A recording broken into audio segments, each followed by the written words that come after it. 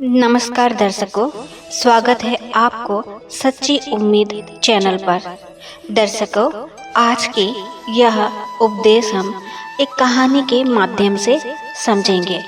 इसीलिए अगर आप भी इस उपदेश को सुनने के बाद अपने जीवन में अनुकरण करना चाहते हो, जिससे कि आपके जीवन में भी कल्याण अवश्य ही होगा, अंत तक बने रहे और कहानी को ध्यानपूर्वक पूरी तरह से सुनिए। गीता का ये उपदेश है, अश्वमेव भुगतभ्यम कृतम कर्म शुभाशुभम। इसका मतलब है कि आपने कोई भी कर्म किया हो, उसका फल आपको जरूर भोगना पड़ेगा।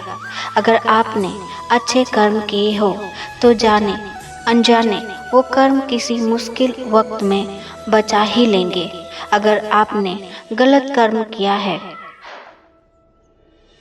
पाप किया है, तो उसकी सजा भी आपको जरूर मिलेगी। तो इंसान कितना भी छुपकर कर्म करे, भले वो कितना भी चालाकी से कर्म करे, लेकिन कहते हैं ना, उस परमात्मा की, ईश्वर की चारों ओर कैमरे लगे हुए हैं। हमारे एक एक कर्म पर प्रकृति परमात्मा अपनी दृष्टि बनाए रखते हैं। हमारी एक एक कदम का हिसाब है। इसे हम एक कहानी के माध्यम से समझते हैं।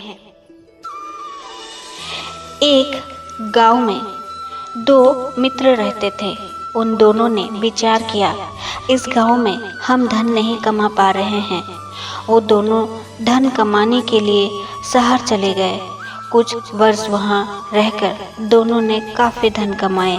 फिर सोचा कि अब हम अपने घर वापस चलते हैं, हमने अच्छा खासा धन कमा लिया है। उस समय यातायात की उतनी सुविधा नहीं थी। वो अपनी बैलगाड़ियों पर ही यात्रा कर रहे थे। चलते मार्ग में रात हो गई।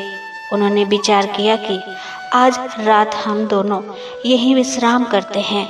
एक मित्र ने कहा कि मैं यहाँ रहकर धन की रक्षा करता हूँ, तुम बाजार जाकर कुछ भोजन की व्यवस्था कर लो। जब वह मित्र बाजार गया, उसके मन में लालच आ गया। उसने सोचा कि इतना धन हमने कमाए हैं, अगर मैं इसे जंगल में ही मार दूं, सारा धन मेरा हो जाएगा, नहीं तो मुझे इसका आधा धन इसको देना पड़ेगा। मन में खोट आने पर उसने अपने मित्र के खाने में जहर मिला दिया और जब खाना लेकर के अपने मित्र के पास गया, उसका मित्र वो जहर वाला खाना खाकर उसका वहीं पर मृत्यु हो गई। वो व्यक्ति सारा धन लेकर अपने घर आ गया। फिर उसके घर में एक पुत्र ने जन्म लिया। जब उसका बेटा पैदा हुआ तो वो बहुत बीमार रहता था। उसने अपने जीवन में जो कुछ भी धन कमाया था, उसका वो सारा धन उसके बेटे के इलाज में ही खत्म हो गया। बेटा बड़ा होता गया और उसका धन नष्ट होता गया।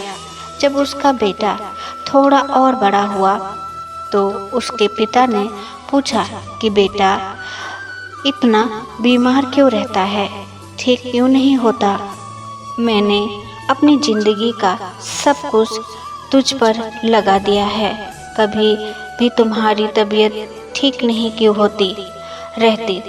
तब उसके बेटे ने बोला, कौन सा बेटा, कौन सा पिता, मैं तो तेरा वही मित्र हूँ जिसका तुमने जंगल में जहर देकर मार दिया था।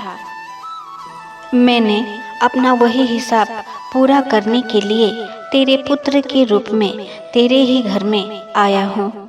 अब मेरा तेरा हिसाब पूरा हुआ, अब मेरा जीवन यही समाप्त होता है।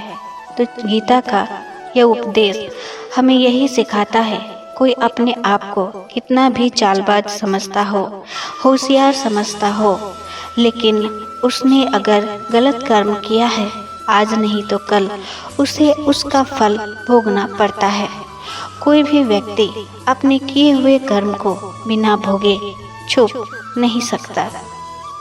गीता का अगला उपदेश है कि आपका सारे दुख का कारण किसी को अपना मानना है।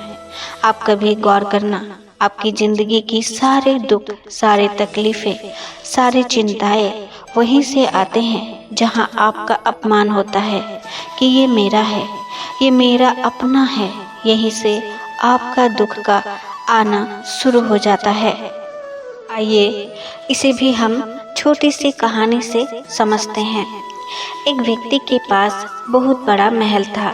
उसने जिंदगी भर की सारी संपत्ति लगाकर उस महल को बनाया था।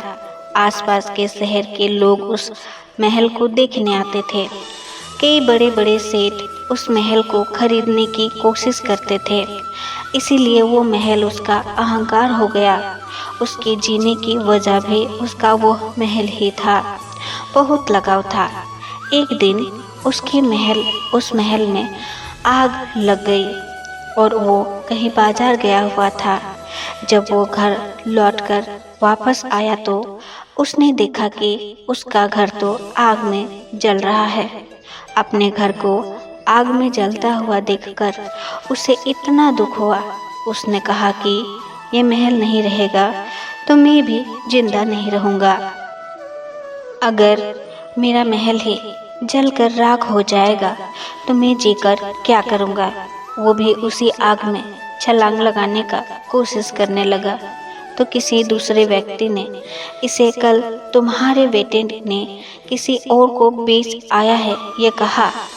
जब उसे पता चला कि मेरा महल अब मेरा नहीं किसी और का हो चुका है तो उसकी सारी चिंता खत्म हो गई। जैसे और लोग उस जलते हुए महल को देखकर तमाशा देख रहे थे वैसे भी वो खड़ा हो गया।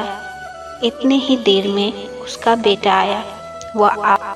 वो अपने बेटे को देखकर बहुत खुश हुआ।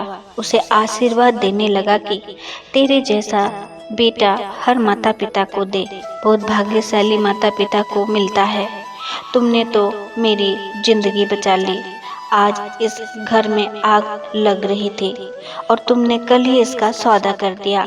वो अपने पिता से कहने लगा कि पिताजी, इस महल की सौदे की बात मैंने की थी पर सौदा पक्का नहीं हुआ था। जब उसके पिता ने यह सुना कि अभी इस महल का सौदा हुआ ही नहीं है तो फूट फूट कर रोने लगा। अपनी छाती पीटने लगा। महल मेरा है, इंसान भी वही है। जब महल भी मेरा है तो वो दुख भी देता है, सुख भी देता है। जब वो मेरा नहीं है, उससे मेरा कोई रिश्ता नहीं है, सारे दुख खत्म हो जाते हैं। ऐसे ही जिंदगी में जब किसी जगह, किसी इंसान को, किसी रिश्ते को, किसी काम को हम अपना मानने लगते हैं, मेरा मान लेते हैं, तो वहीं से सारे दुख का शुरुआत होती है। वहीं से हर तकलीफ से शुरुआत होती है।